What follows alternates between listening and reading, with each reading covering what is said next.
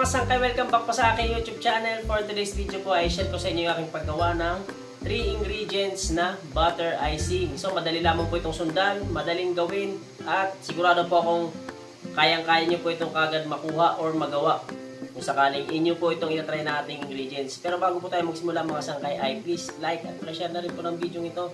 At kung ikaw hindi pa nakapag-subscribe, subscribe mo na yung aking channel at pindutin mo ng bell button para ikaw ay laging updated sa mga upload ko pang mga video. Kaya nga pala mga sangkay, ang ating gagawing butter icing ay 4 na butter po. Bali marami po yan, ilang cake po yung mga icingan natin yan. Kung gusto nyo pong gumawa ng kaunti lamang ay pwede nyo pong hatiin or i-divide nyo po yung ating ingredients na nandyan sa description. So bali hatiin nyo lamang po, 2 butter po. Divide nyo lamang po yung ingredients na nandyan sa ating description. Okay? At shoutout na rin pala sa ating sangkay na si Ma'am Risa Sanchez. Yun, Ma'am Risa Sanchez, salamat po sa iyong suporta sa aking YouTube channel. So ayun mga sangkay, simulan na natin ang paggawa ng butter icing. Yung mga sangkay, kung mapapansin nyo, meron tayong 4 na butter. 4 na bar ng butter. Ayan. At kung mapapansin nyo, hindi na siya ganun katigas.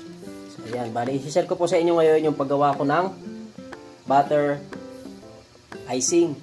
Ayan yung ating butter na gagamitin. Bali, 4 po. 4 yan. Yung ganyan kalambot lang ating butter ha. Ayan. Wag pong gagamit ng butter na matigas kasi mahihirapan po yung ating mixer. So, ganyan lamang po siya. Dapat malambot. Para pag ginamitan natin ng mixer ay madali po natin mahalo or mamimixer yung ating butter. So, ngayon mga sangkay, simulan na natin ang paggawa ng ating butter icing. At ayan, kung mapapansin nyo, meron tayong bowl. Bali dyan natin ilalagay yung ating 4 na butter. So ayan, yung ating gagawin ngayon mga sangkay ay kung mapapansin nyo, diba, madilaw yung ating butter. Bali, mixer muna natin yan hanggang sa medyo mag-light po yung kulay ng ating butter. Gagamitan natin ng mixer.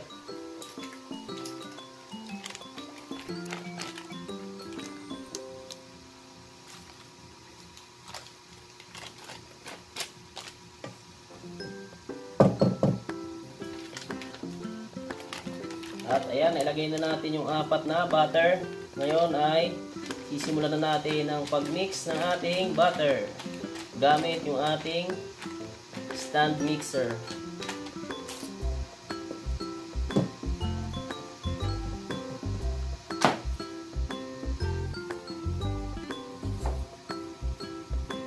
So ayan mga sangkay, bale mixer muna natin yung ating butter.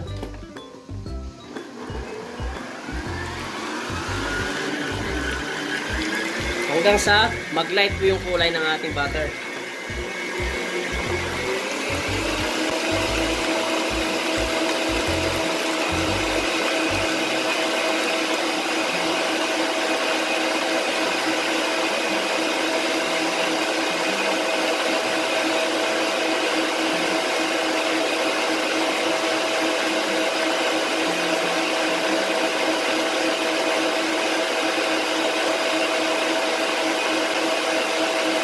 Ayan mga sangkay, kung mapapansin nyo, sa mga sangkay kung mapapansin nyo, di ba medyo nag-light na, no? Ayan o, tingnan nyo itong nandito, light na siya, di ba? O, kumpara nyo ito itong hindi pa nakahalo. Ayan o, yung hindi pa nakahalo, o, di ba? Madilaw siya masyado. Kumpara dito sa isa, nag-light na siya. Ito, nag-light na, o. Ayan, di ba? So, bali, kailangan lahat ma-mix ng maayos para maging light yung kulay ng ating butter. Para yung ating icing puti. Hindi siya dilaw. So, mix pa natin dahil meron pang mga dilaw-dilaw.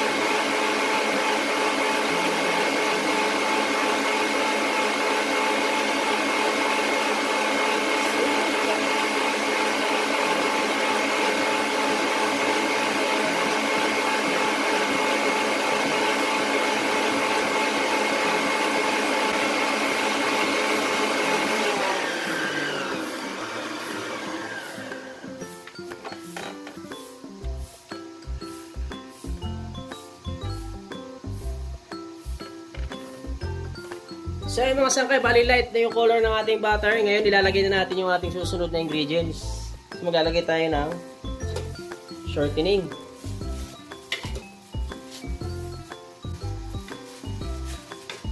Yan, bali mix din natin.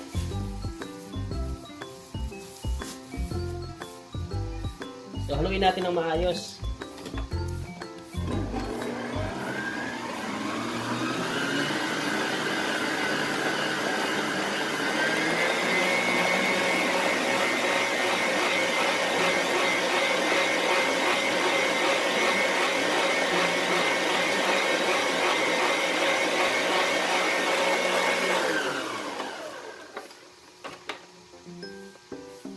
Bali script natin yung gilid para mahalo. Mahalo ng maayos.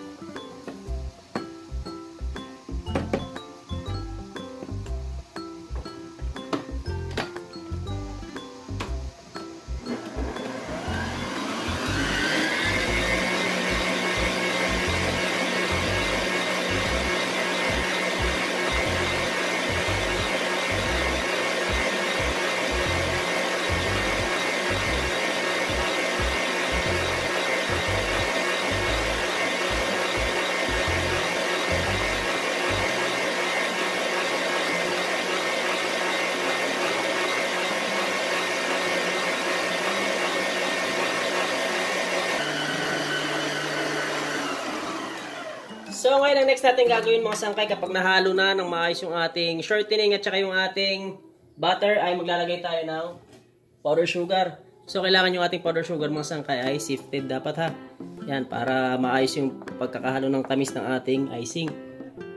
Kaya dapat ayusin nyo yung paglagay ng powder sugar, dapat hindi siya buo-buo kaya kailangan dapat salaan nyo ha.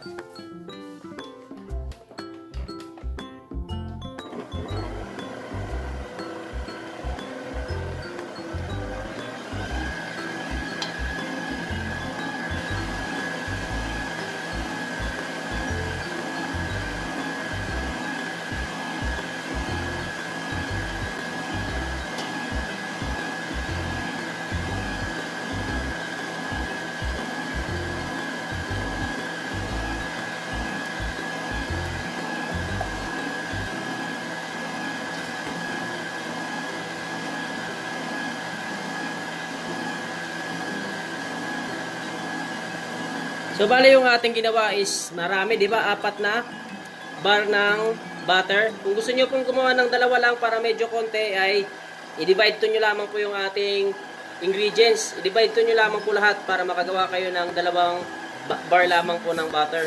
Kasi ayan marami dahil marami-rami po yung lalagyan ko ng icing. Kaya 4 na butter yung aking ginamit, ayan ginawa. So inaulit ko, kung gusto niyo po medyo konti lang ay i-divide to nyo po yung aking ingredients lahat mga sangkay. I-divide to nyo para 2 butter lamang po ang inyong magagawa.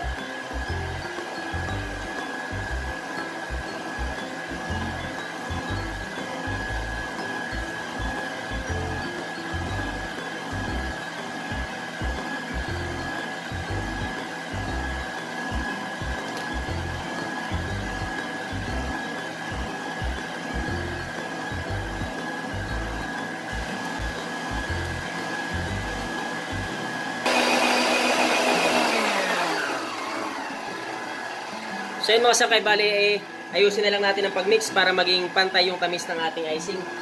Para hanggang ilalim ay mahalo ng maayos. So bago nyo pa nga pala tapusin yung pag-mix ay dapat ano nyo muna. Gamitan nyo ng spatula hanggang ilalim. Kasi ito, minsan yung ganito, hindi maabot yan hanggang ilalim. So ito yung ating icing.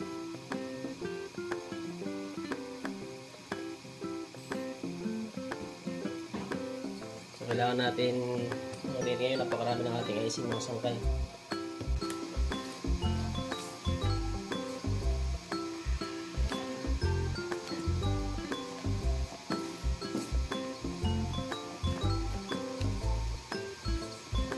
Para mahalo, para ma-balance yung tamis ng ating icing. Kasi ito mga sangkay, itong panghalo ng mixer, hindi yan sagad hanggang ilalim eh.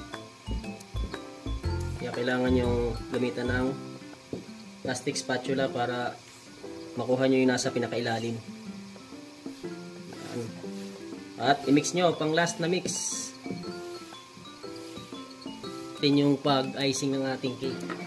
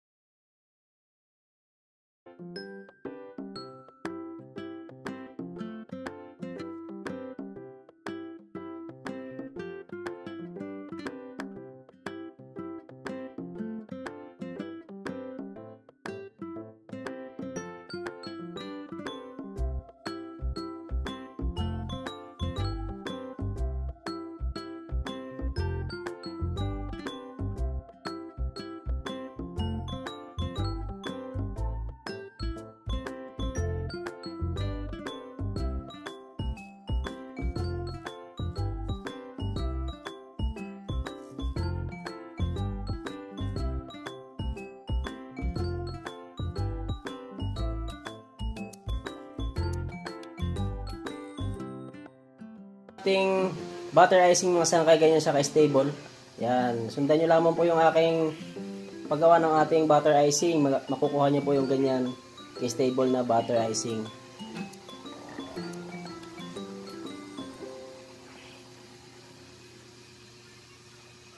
Ito yung ating finished product ng ating cake mga sangkay. Gamit natin ay butter icing. So ayan na po. Stable na stable po yung ating icing. Yan.